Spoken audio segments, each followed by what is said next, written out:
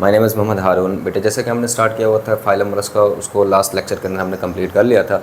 आज के इस लेक्चर के अंदर हम नेक्स्ट फाइलम स्टार्ट करने लगे हैं। फाइलम का नाम है फाइलम अकाइनोडर्मेटा। तो 2-3 लेक्चर होंगे हमारे फाइलम अकाइनोडर्मेटा के ऊपर।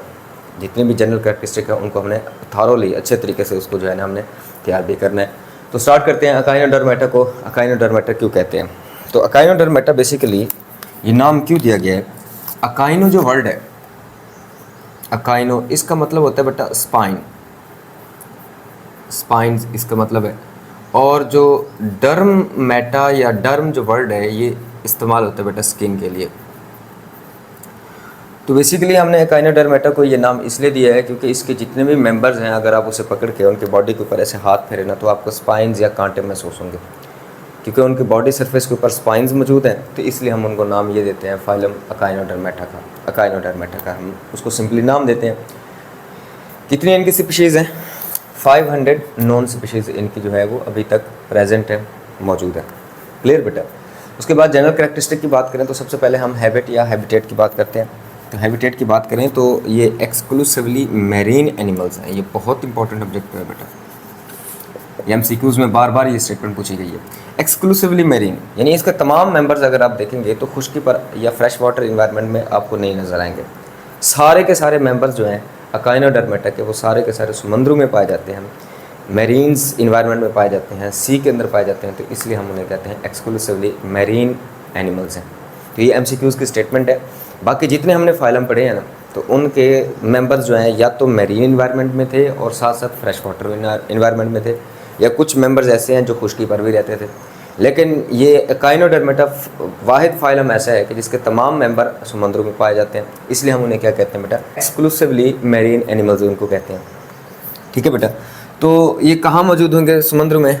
Found at the bottom of seas, समुद्र की तह में पाए जाते हैं, इसलिए हम इन्हें बेंथेक भी कहते हैं। बेंथेक वर्ड इनके लिए इस्तेमाल करते हैं। क्लियर? तो ये समुद्र के तह में आपको ये मिलेंगे। तो अगर आप स्टार फिश ढूंढेंगे तो समुद्र की तह के अंदर क्रॉल कर रही होगी, ऐसे रेंग रही होगी, चल रही होगी। क्लियर है?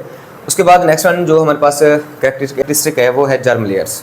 जर्म लेयर्स के हिसाब से अगर हम इन्हें देखें तो ये ट्रिप्लोब्लास्टिक होते हैं, कि ये बेसिकली 3 जर्म्स लेयर पर मुश्तमिल होते हैं। 3 जर्म लेयर्स होती हैं। मतलब कौन कौन सी होती हैं उसमें? एंडोडर्म, वही हमारा बेसिक लेक्चर, एंडोडर्म, एक्टोडर्म और इसके अलावा जो है मीजोडर्म। तो ये ट्रिप्लोब्लास्टिक होते हैं बेटा। नेक्स्ट वन कैरेक्टरिस्टिक है बेटा हमारे पास सीलोम। क्या इनके अंदर सीलोम है? जी, ये सीलोमेट है। और इनके अंदर जो सीलोम होती है उसको हम एंटीरोसिलस सीलोम कहते हैं।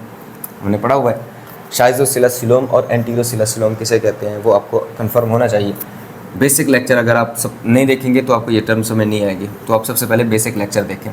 इसके अलावा ये ड्यूटेरोस्टोम है जी। इससे पहले जितने भी एनिमल्स आ रहे थे इस फाइलम से पहले मोलस्का तक, वो सारे के सारे हम प्रोटीरोस्टोम पढ़ते आ रहे हैं।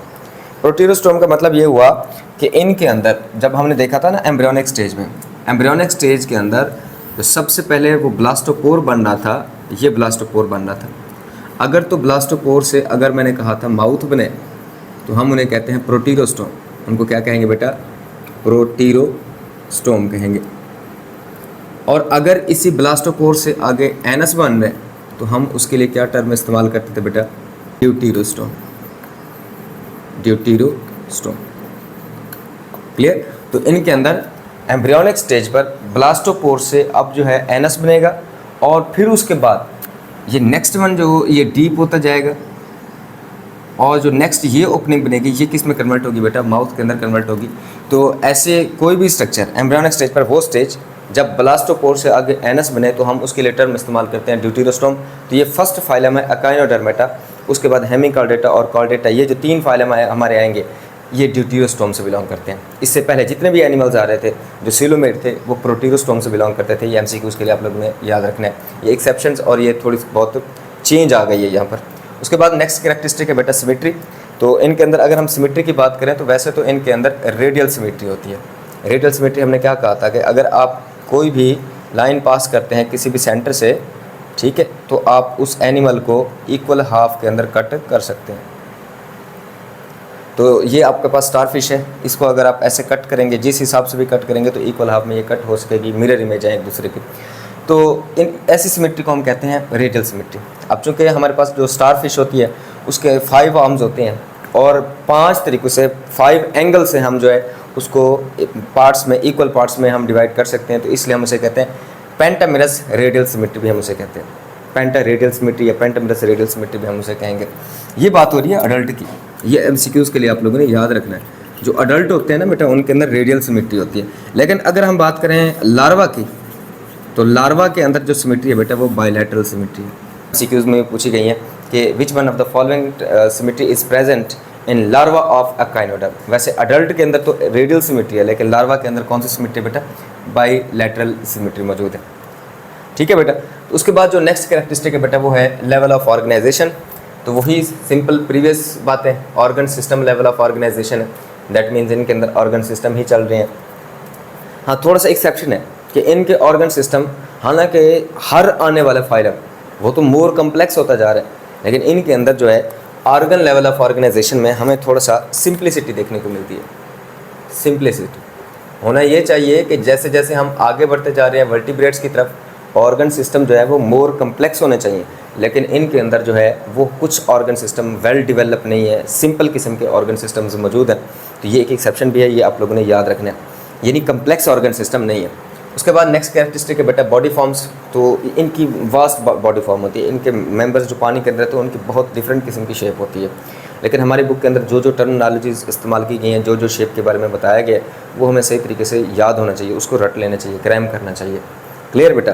तो अब इनकी बॉडी फॉर्म्स क्या हैं? बॉडी फॉर्म बिस्किट लाइक भी हो सकती है, जैसे कि सीक अर्चन की है, केक अर्चन की स्टेटमेंट आपको याद होनी चाहिए, बिस्किट लाइक इनकी शेप है।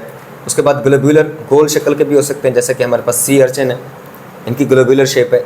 Star shape with short arms, यानी है तो स्टार शेप लेकिन उसके आर्म्स जो हैं वो बहुत छोटे होंगे, तो ये किस एग्जांपल क्या है बेटा? Star fish.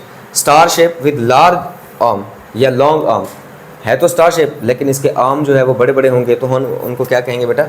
ब्रिटल स्टार्स हैं। इसके अलावा इलोंगेटेड, लंबे रॉड की तरह के भी इनकी शक्लें हो सकती है, जैसे कि सी कुकम्बर है।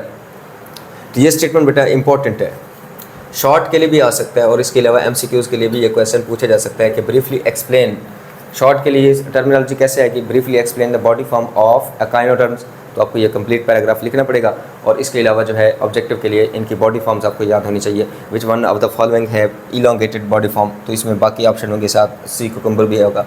Which one of the following member of Echinodermata has globular shape, तो फिर आपने सी अर्चन लगाना है। तो इस तरीके से ये स्टेटमेंट आपको अच्छे तरीके से याद होनी चाहिए, क्योंकि यहाँ से बहुत बार MCQs पूछे गए हैं। उसके बाद जो नेक्स्ट कैरेक्टरिस्टिक है बेटा वो है हमारे पास बॉडी वॉल, कि इनकी बॉडी वॉल कैसे होती है। बॉडी वॉल में हमारे पास बेसिकली 2 लेयर्स होती हैं, एक तो एपिडर्मिस आउटर लेयर होती है, इसके अलावा लूज कनेक्टिव टिश्यू की बनी हुई डर्मिस यानी कि सेकंड लेयर मौजूद है यहाँ पर। क्लियर। तो मैं अगर इनकी बॉडी वॉल को यहाँ पर ड्रॉ करूँ तो ये आउटर लेयर जो है बेटा वो एपिडर्मिस है, एपिडर्मिस, और जो इसके अलावा ये जो लेयर नज़र आ रही है ये हमारे कहलाती है बेटा डर्मिस, और डर्मिस के बाद कौन सी लेयर्स मौजूद होती हैं? मसल्स वगैरह मौजूद होते हैं, तो ये हमारे पास ये मसल्स होंगे। इसके अलावा अगर आप देखें इनकी एपिडर्मिस के ऊपर ये ऐसे बाहर को निकले हुए छोटे छोटे स्पाइन्स होते हैं, ये कांटे होते हैं, स्पाइन्स इनको कहते हैं। ओवरऑल रेड शेप में ये आपको ये जो स्ट्रक्चर नज़र आ रही है ना, इसको हम कहते हैं ऑसिकल्स, बोनी ऑसिकल्स इन्हें कहा जाता है, डर्मल ऑसिकल हम उन्हें कहते हैं। वैसे कंप्लीट को हम नाम क्या देंगे? Dermal ossicles. ये ऊपर से बारीक होते हैं और नीचे इनका ये जो हिस्सा है ये वाइड होता है, और ये जो बारीक हिस्सा बाहर निकला हुआ होता है इनके लिए टर्म इस्तेमाल होती है स्पाइंस या कांटे वगैरह हम उन्हें कहते हैं। अब ये स्पाइंस चूँकि यहाँ इनकी एपिडर्मिस के अंदर मौजूद हैं, तो तभी हम इनको क्या नाम देते हैं बेटा? अकाइनो वर्ड इनके लिए इस्तेमाल होता है, जिसका मतलब होता है स्पाइंस। अब इसी स्पाइन की बुनियाद पे इनकी एक सिमिलैरिटी भी है कि similarity to vertebrate, similarity to vertebrates, इनकी ये सिमिलैरिटी जो है वो वर्टिब्रेट से मिलती जुलती है, क्योंकि आगे हम जब ये कैरेक्टरिस्टिक डिस्कस करेंगे ना कि अकाइनोडर्मेटा के अंदर जो organ system level of organisation है वो तो इंतहाई सिंपल है, ठीक है। इसे तो पहले आना चाहिए, एनिलिडा से भी पहले आना चाहिए था, क्योंकि एनिलिडा मोर कम्प्लेक्स है, उसका ऑर्गन सिस्टम लेवल ज़्यादा कम्प्लेक्स है।